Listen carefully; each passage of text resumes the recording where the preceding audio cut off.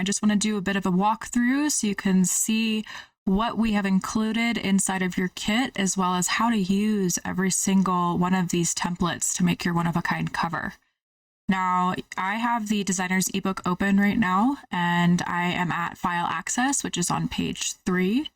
You'll see that there's links to all of the templates. So you're going to have the cover blenders, front covers, spines, back covers, font combination library, and color palettes.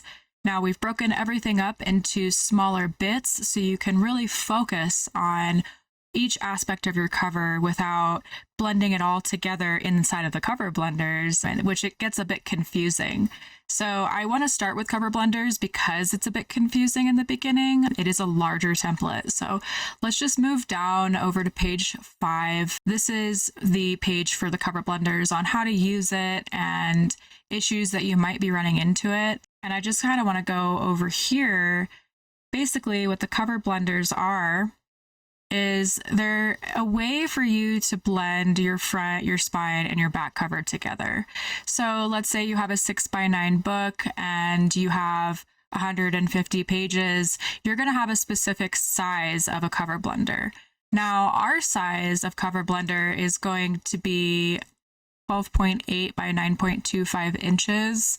And that is only because we have no way of knowing what your size is. So these are really basic. They can be resized to your specific calculation. And I'll show you how to get that calculation in a moment. But just for your reference, to resize this design, what you're going to do is you're going to go up to Resize and Magic Switch right up here. And this is why Canva Pro is important. Having all of the functionality with these templates, it requires Canva Pro as well as the fonts that you'll be using. Not all of them, but it'll definitely help for you to have Canva Pro. So I go up here to Resize and Magic Switch, and then I go all the way down to Custom Size. And let's say that your size is going to be 15 inches, and you're going to want to click off into a white space. You're going to press Continue. And then you're going to press copy and resize. So it's important for you to understand that copy and resize is what you're going to select. That way that if something goes wrong and some of these elements move around, because sometimes these will move around and they'll get smaller or bigger, and you want to have something to refer back to rather than creating an entire copy. So again, just going to custom size. You can go to 15. I don't know. It depends on what page count you have, but just press continue, then copy and resize. And you can also look through here, browse through, see what it looks like, and then do that. So copy and resize, and then you'll open the new document. And by pressing that, you'll see the option. And then that's how you're going to be able to start working into your specific template.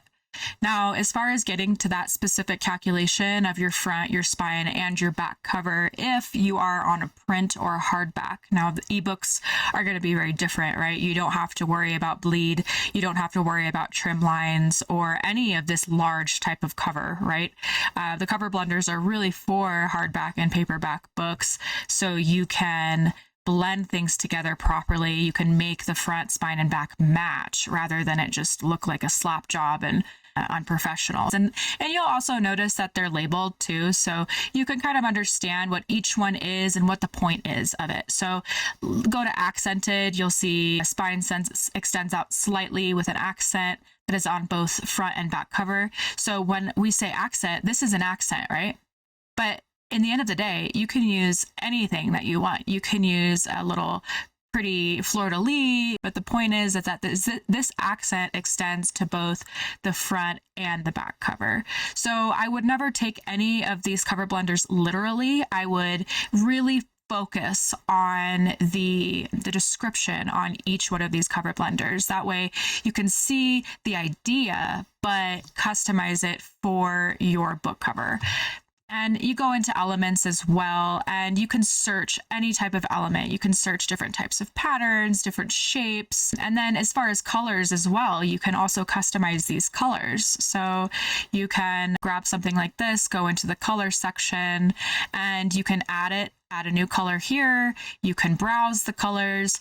Alternatively, you can go into the color library. So if you are interested in using any of these color palettes, we'll go into this in depth a little bit later, but I just wanted to show this to you as far as letting you know that the cover blenders are really customizable for you. You don't need to really look at this verbatim. Last thing I want to talk about with these cover blenders before we move on is the sizing. So you'll find at the very end of this designer's ebook document is you're going to find some helpful links, and you'll see inside of formatting the question of how do I calculate my spine and cover dimensions.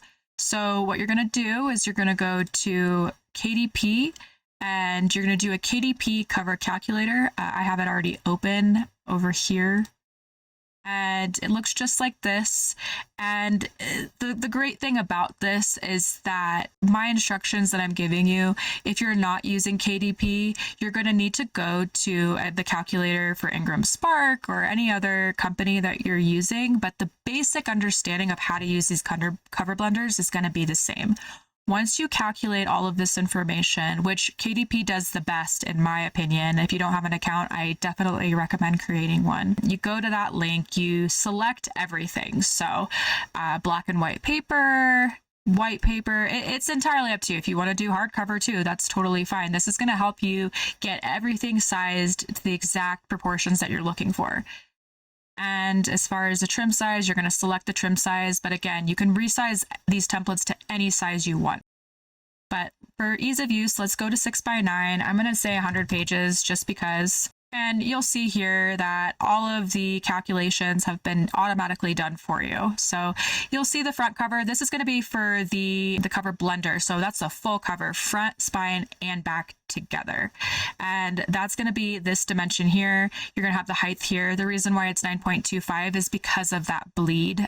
Even if you have designed your interior as 6 by 9 inches, it's going to grow for the front cover. Just be aware of that as you're designing and make the size changes accordingly.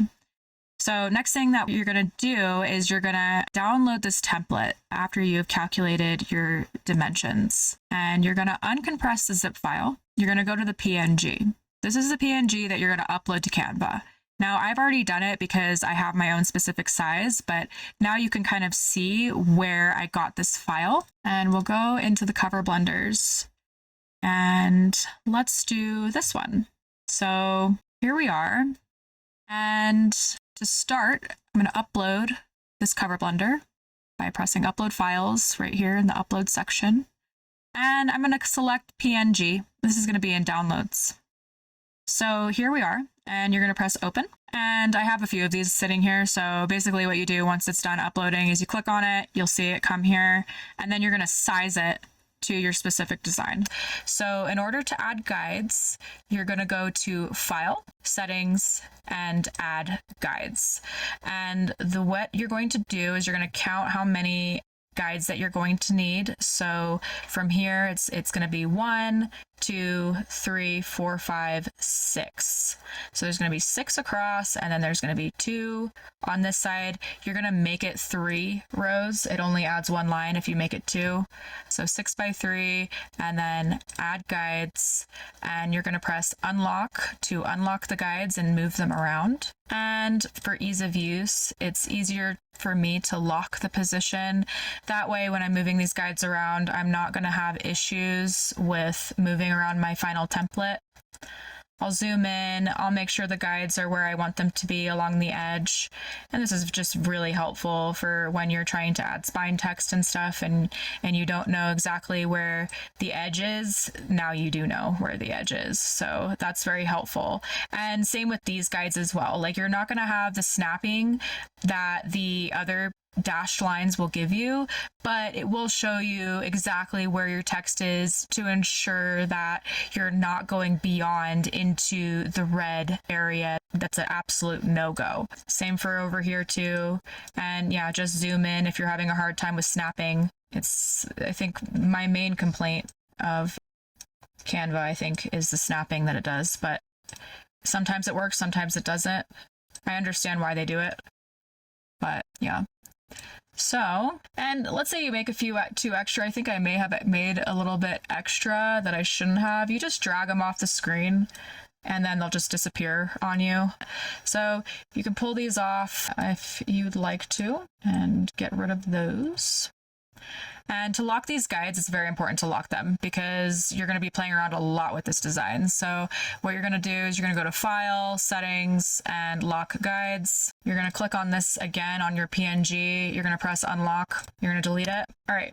So now you can kind of see what's going on. This is what's really important. You can see where the inner area is. You can see this is the entire bleed area, basically. And then this is your center working area. This is your front cover area, and you can kind of move things back and forth. You can get them perfectly aligned exactly the way you want to. Same with the back cover as well. If you're going to be using something such as the spine bleed where you go all the way to the fold, that's where these lines really come in handy. That way you can align your image. Now, just be aware though that because the guides are here does not mean that things are going to be centered. So just always use these dashed lines, copy and paste them right along where your lines are, where you want things to be centered. And then that is where you're going to use to do the final centering. But this is really helpful if you just want to move from design to design. All right, so now that you have a basic idea of how the cover blenders work, you're going to want to go into the front, back, and spine designs and do those designs ideally first, just because this wide area is pretty confusing to work in the beginning. However, I just want to show you one more thing. I went to the most simple one just so you could really see the most basic bare bones concept of this design, and that way you should be able to figure this out on your own pretty easily. Now I'm just going to copy and paste these guides here, and luckily they snap right over, so these are the ones I'm going to use to actually center. But here you go, you have everything ready. And now what you're going to do is you're going to go in and you're actually going to start doing your front, spine, and back cover and then placing them inside of this final document.